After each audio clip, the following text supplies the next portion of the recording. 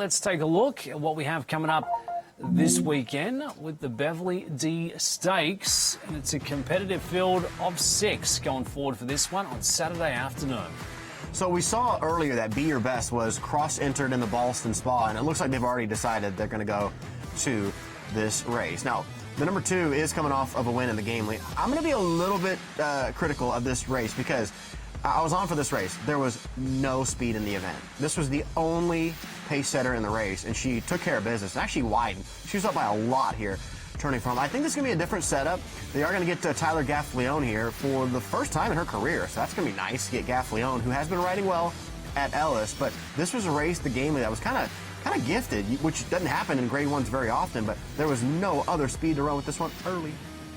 There it is, Be Your Best with Tyler Gaffleone aboard, looking to go back-to-back, but certainly getting set for a much tougher test on Saturday afternoon.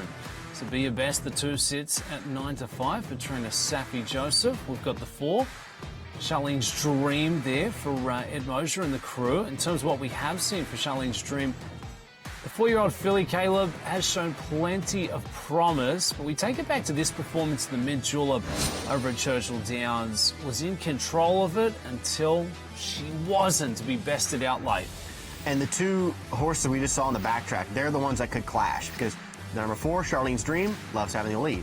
And then Be Your Best also got the lead in a big way. Pin-Up Betty's going to come up and over the top. I think Pin-Up Betty be a long shot in this race, though. So I think class-wise, was defeated. They're going to have to really try to find something here on form. Good second. Took advantage of the early path to run on the lead. But one thing I can promise you in this race, Dubs, there is absolutely no chance the number 3 Beach Bomb is 4-1. Beach Bomb just ran second in the Grade 1 New York to She Feels Pretty, who arguably has been the leader in the division. So Motion, Saez coming off of a giant Grade 1. There's no way the horse is 4-1 on Saturday. And Caleb, if you're looking at the pace of the race, Beach Bomb, the 3 with a decent jump, could grab the lead in this one. Early lick in bunches and returns fresh off that last effort over there at Saratoga.